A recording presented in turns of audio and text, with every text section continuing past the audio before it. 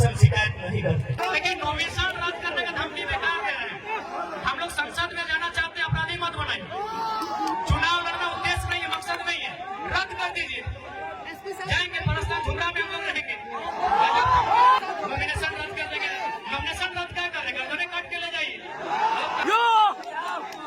अरे हम लोग संविधान की बात करने सदन में आ रहे हैं। केस 2 साल पुराना था। मान्यवर कहाँ थे? हे मान्यवर, हे महामहिम, हे कलयुग के अवतार, आप अवतार दिखाई। आपके पास लाठी, आपकी कमर में पिस्तौल, आप अवतार हैं। आप कलयुग के अवतार हैं। अवतारी पुरुष कहाँ थे? किस राजनेता की महत्वाकांक्षा आपको यहाँ खींच के लाई?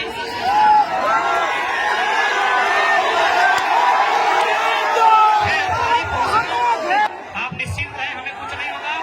आप यहाँ से आराम से घर चले जाइएगा। आपसे प्रार्थना है, आप अपनी मेहनत से यहाँ तक आते हैं।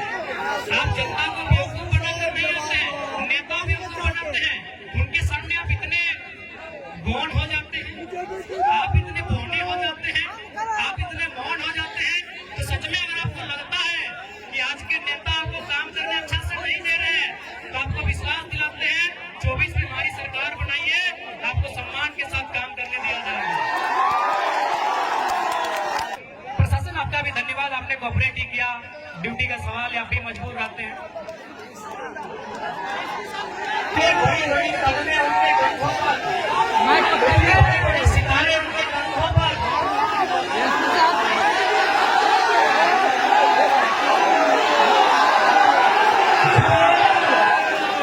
यदि नेताजी का बेटा चाहे चंद्रप्रकाश चौधरी जी रहे, मौजा प्रसाद महतो जी रहे, अनूप सिंह अनुपमा सिंह जी रहे, भोलू महतो जी रहे, हेमंत सोरेन जी रहे, या सुदेश महतो जी रहे, या बाबूलाल मरांडी जी रहे, या अर्जुन मुंडा जी रहे, यदि उनका बच्चा भी हमारे घर के भाइयों की तरह, हमारे घर के बच्चों की तरह टावर लाइन में चढ़ के काम करता ना, मां कसम शिकायत नहीं करते।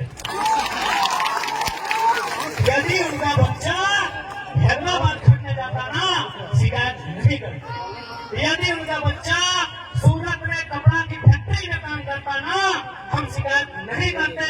लेकिन आप पता कर लीजिए, नाम लेने की आवश्यकता नहीं है।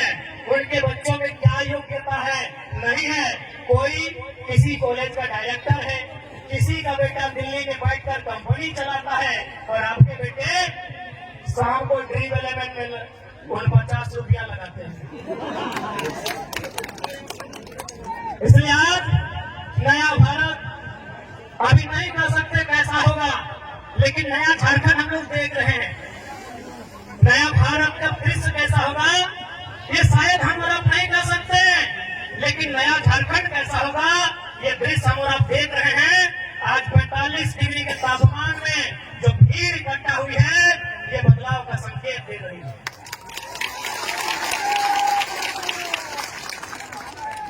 इसलिए आज ध्वनि के बीच स्पष्ट किया चाहो, और साथ ही साथ ध्वनि मन में एक सवाल आओ कि हमने की काम करवाई, तो पहला काम कहना चाह रहे हैं कि अगर हम लोग जीतेंगे तो क्या हो सकता है, क्या कर सकते हैं। आप 25 मई को जिस दिन वोट देने के लिए जाएंगे, 25 मई को जिस दिन अपने घर से वोट देने के लिए जाएंगे, एक काम कीजिएगा, आप अपने घर से अपने मतदान केंद्र की दूरी को नाप लीजिएगा।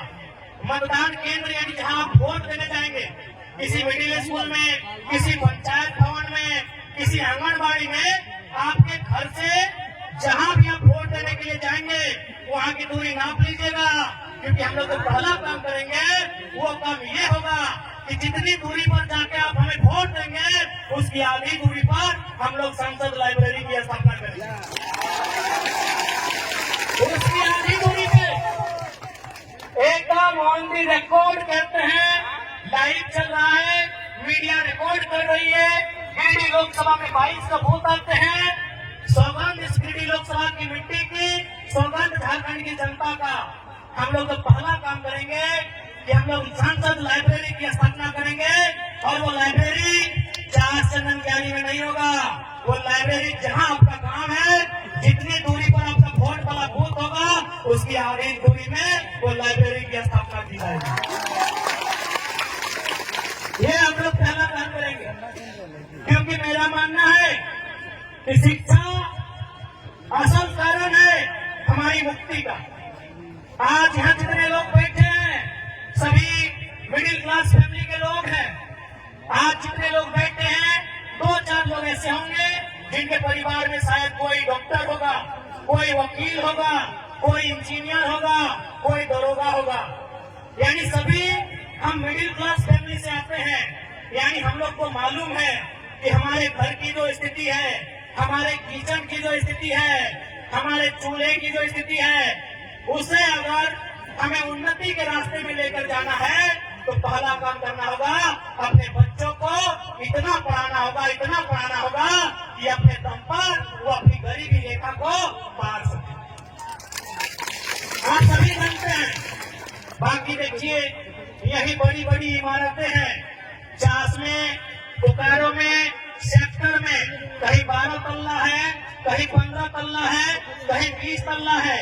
आप अपने सर पे 18 के जगह अगर 36 ईंटा भी ढोने का काम कीजिएगा ना, तो आज मजदूर दिवस है। आप जानते हैं मजदूर की स्थिति क्या है। इसीलिए आप एजुकेशन को आपको महत्व देना होगा। आज आपके बीच एक नन्हा सा लड़का, आज आपके बीच एक साधारण सा लड़का, आज आपके बीच एक कल का लड़का यदि आज यहाँ अपने आप को लेकर आया है तो पावर ऑफ एजुकेशन। पढ़े लिखे हैं, चीजों की जानकारी है, इसीलिए आप हमें सुन रहे हैं और सुन नहीं रहे हैं। गिरिडीह से भारी मतों से विजय बनाने जा रहे हैं, क्योंकि आपको मालूम है कि गिरिडीह में अगर कोई दमदार आवाज रखेगा तो आपको मालूम है वो कौन रखेगा। गिरिडीह लोकसभा रहे या कोई सीट रहे, आपको मालूम है वो आवाज हमारे दल के लोग रखेंगे, वो आवाज टाइगर जयराम महतो की सेना रखेगी, ये आपको मालूम है। क्योंकि हम पूर्वांचल की धरती में खड़े हैं। धनबाद, बोकारो, गिरिडीह के सीमांकन क्षेत्र को, रामगढ़ होते हुए हजारीबाग के क्षेत्र को हम लोग कोयला का क्षेत्र कहते हैं। लेकिन आज आपको जानकारी देना चाहेंगे, इसी धनबाद बोकारो को जोड़ने का काम दामोदर नदी करती है। आपको जानकारी देना चाहेंगे कि हमारे झारखंड में 27% कोयला का खनन किया जाता है। शायद आप लोग जानते भी होंगे, 27% कोयला अकेले झारखंड देता है। लेकिन आपको मालूम है हेडक्वार्टर कहाँ है? आपको मालूम है हेडक्वार्टर कहाँ है? कलकत्ता। कितना शर्म की बात, कितने दुर्भाग्य की बात कि कोयला हमारी जमीन पर और हेडक्वार्टर कलकत्ता। इसीलिए अगर गिरिडीह लोकसभा से जीतते हैं तो सदन में हमारा ये सवाल होगा कि आज के बाद से हेडक्वार्टर कलकत्ता नहीं, धनबाद या बोकारो होना चाहिए। अब ये सवाल बनता है कि धनबाद या बोकारो अगर कोल इंडिया का हेडक्वार्टर बनेगा तो फायदा क्या होगा? फायदा ये होगा कि आज जो समस्याओं को लेकर हम कोर्ट के चक्कर काट रहे हैं, आज जिन समस्याओं को लेकर हम दर बदर की ठोकर खा रहे हैं, उन समस्या का समाधान सामने होगा। आज जितने भी कोयला के कंपनियां हैं जो कोल के एरिया है, आप जाके पता कीजिए कि उनके मैनेजर कौन है। 99% मैनेजर कलकत्ता के लोग हैं। 99% मैनेजर कलकत्ता के लोग हैं। यदि हेडक्वार्टर धनबाद या बोकारो आएगा तो मैनेजर झारखंड के लोग बनेंगे।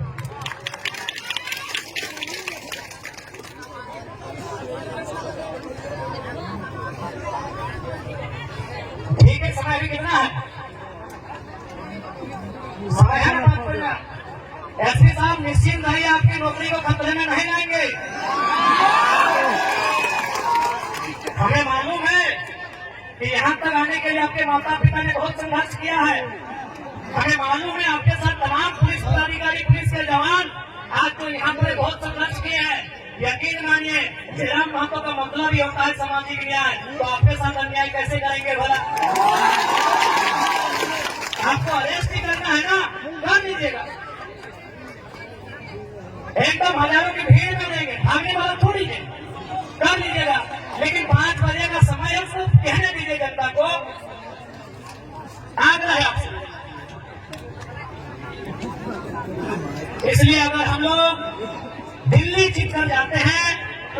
झारखंड के इशू पर बात होंगे, झारखंड के मुद्दों पर।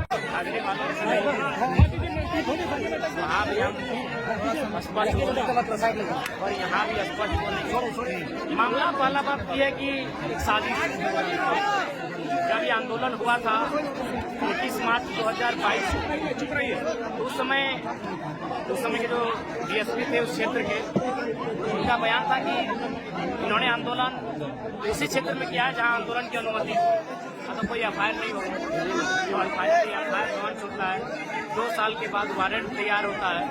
और बड़ा सौभाग्य कहिए या दुर्भाग्य, नॉमिनेशन के दिन पुलिस की टीम अरेस्ट करने आती है। हमने भी कहा कि आप सहर्ष अरेस्ट कीजिए, हमें कोई आपत्ति नहीं है, लेकिन कहीं न कहीं लोकतांत्रिक व्यवस्था में न जाने कितने ही नेता हैं चुनाव लड़ रहे हैं जिनके नाम पर कितने केस है।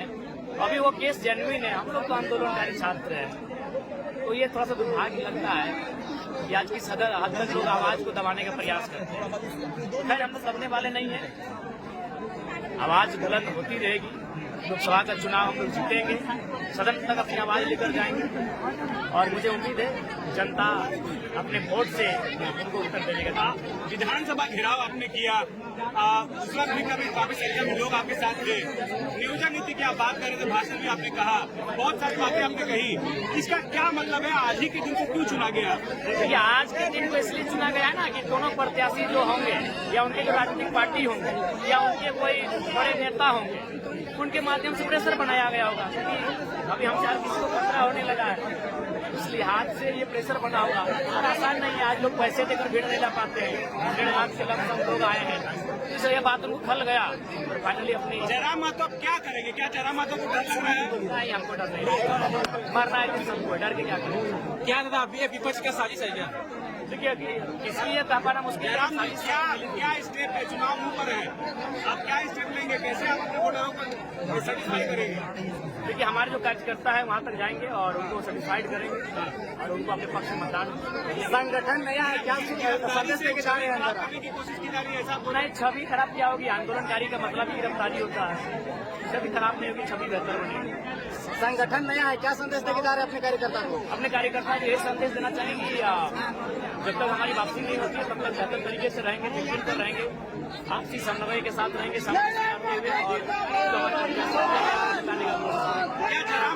जयराम महतो मानते हैं क्या था उस दिन घेराव करने? नहीं, देखिए, वो वहाँ डीएसपी का स्टेटमेंट हमको लगता है आप ही के चैनल में होगा। कई लोग आप देख लीजिए, डीएसपी साहब को सनी भैया पूछे थे कि क्या इन पर एफआईआर होगा, तो डीएसपी साहब ने तो स्पष्ट कहा कि नहीं, इन्होंने कोई उल्लंघन नहीं किया। जयराम महतो तुम मत घबराना, हम तुम्हारे साथ हैं। जयराम महतो तुम मत घबराना, हम तुम्हारे साथ हैं। जयराम महतो तुम मत घबराना, हमारे साथ हैं। सामने संबोधन किया। इतने बड़ी कदमें उनके कंधों पर, बड़े सितारे उनके कंधों पर।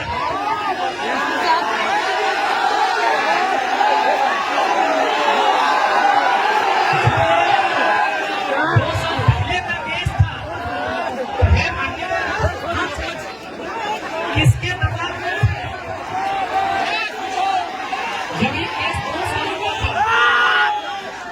जब ये केस 2 साल पुराना था, मान्यवर कहाँ थे? हे मान्यवर, हे महामहिम, हे कलयुग के अवतार, अवतार दिखाई। आपके पास लाठी, आपकी कमर में पिस्तौल, अब अवतार है। आप कलयुग के अवतार हैं, अवतारी पुरुष सब कहाँ थे? किस राजनेता की महत्वाकांक्षा आपको यहाँ खींच के लाई?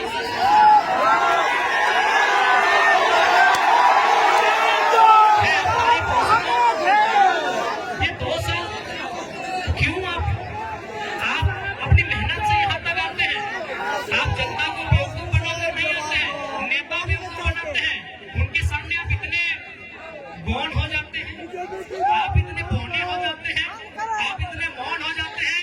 तो सच में अगर आपको लगता है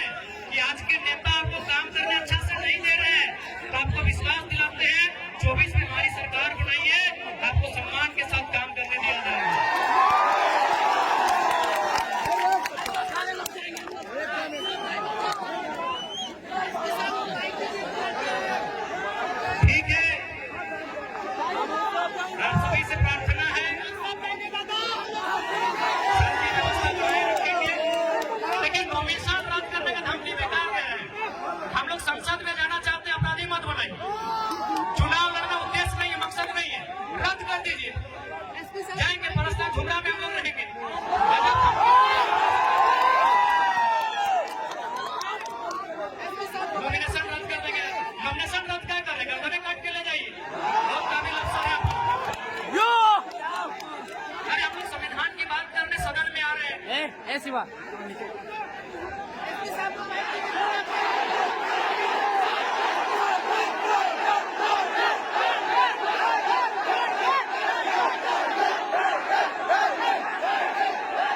ठीक है, तो आज जितने भी जनता जनार्दन आए हैं, विशेष धन्यवाद आयोजन कमेटी का, जिसमें आलोक बाबू, हमारे करमदा, हमारे महासचिव माननीय इस क्षेत्र के हमारे लोकेश बाबू और उनके साथ मदन सर का भी, जो भी इस क्षेत्र के अर्जुन दा, अमित जी, सभी का धन्यवाद देते हैं। विशेषकर आलोक दा, रोनित बाबू भी, विशाल जी बड़ा अच्छा काम किए, और मीडिया कर्मी जो भी आए, आपका बहुत बहुत धन्यवाद। तमाम मीडिया कर्मी आए हैं, आपका धन्यवाद। तमाम मीडिया कर्मी, प्रशासन आपका भी धन्यवाद, आपने कोऑपरेट किया। ड्यूटी का सवाल है, आप भी मजबूर रहते हैं।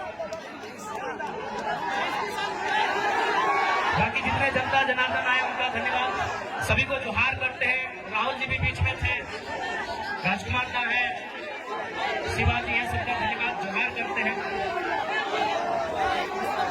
ठीक है, आप लोग यहाँ से आराम से घर चले जाइएगा, आप निश्चिंत रहें, हमें कुछ नहीं होगा। आप यहाँ से आराम से घर चले जाइएगा, आपसे प्रार्थना है।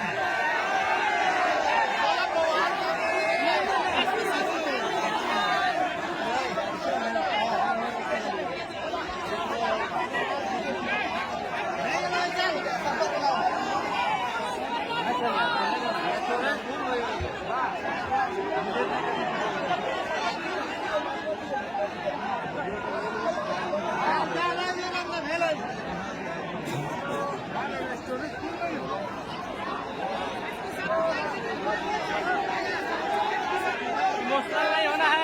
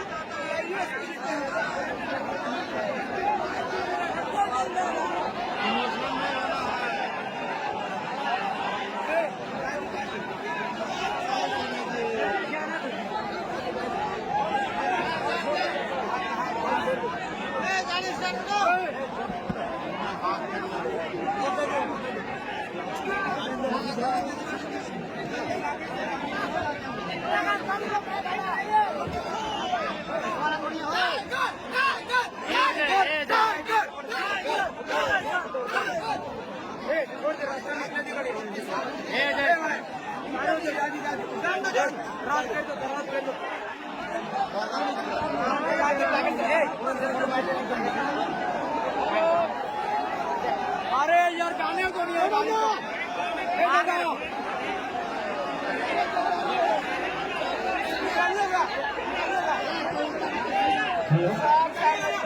नॉमिनेशन के वक्त एक चेकलिस्ट मिला होगा, जिनके पास भी है, एक बार प्लीज हमको एक बार दिखाइएगा।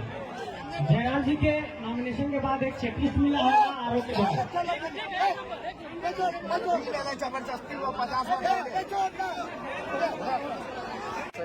एसपी साहब को आना पड़ा, डीएसपी साहब को आना पड़ा, न जाने और कितने कितने 3 स्टार वाले पदाधिकारी आए।